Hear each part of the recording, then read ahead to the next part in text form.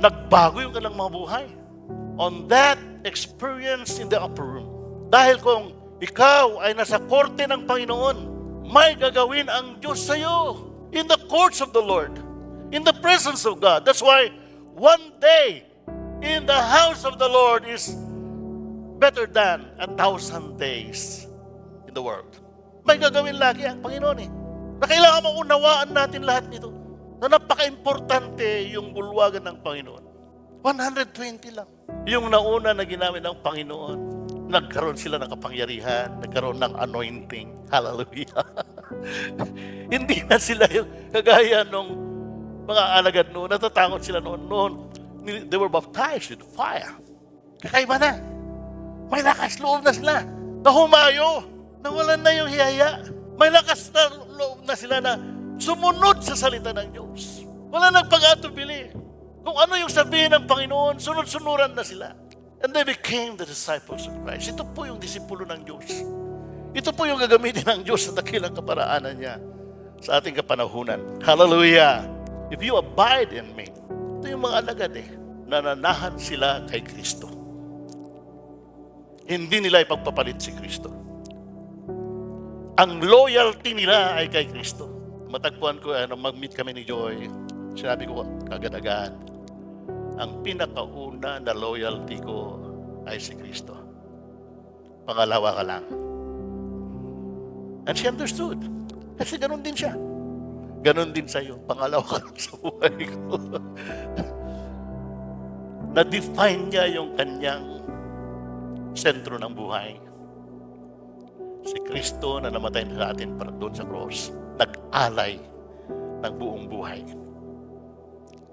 At nanahan sa pamagitan ng banal na Espiritu para pagandahin ang buhay, pasaganayin, pabutihin, pagtagumpayin.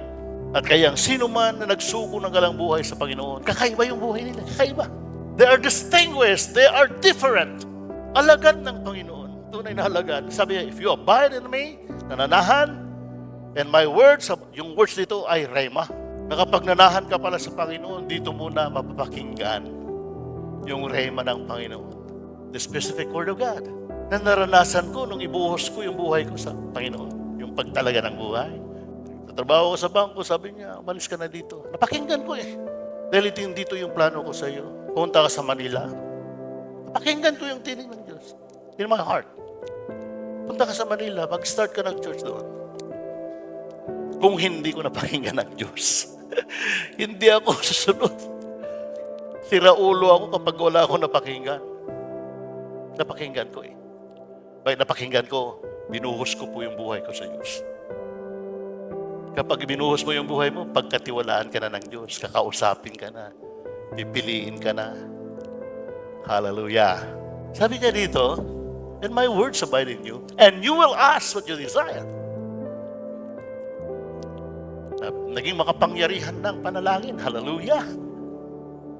Kasi, yung pagbubuhos ng buhay ay buong puso ito. Talagang dalisay ang puso mo kapag binuhos mo ang iyong buhay sa Panginoon. Ibig sabihin ay lantay yung puso mo Hindi ka na peke. Hindi na Kristyanuhan.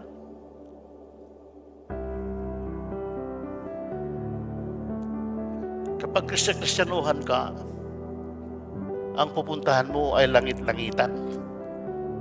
Totoo po yun. Hindi biro po yun. It sounds funny. Kailangan ang buhay natin sa Diyos. Seryoso po yung pag-alay niya ng buhay niya sa cross. Seryoso din dapat ang ating pag-alay ng buhay. Para mangyari ito. That whatever we ask, you will ask what you desire, lantay yung puso, ibibigay niya Hindi man according to your ways, kasi may expectation tayo na hinihiling sa Panginoon. At yung expectation natin kung minsan ay kakaiba Parang hindi the best. Yung ibinigay niya. Pero lahat ang ibinibigay ng Ama sa kalangitan is the best for you. Hallelujah! Ama bibigay ng the best.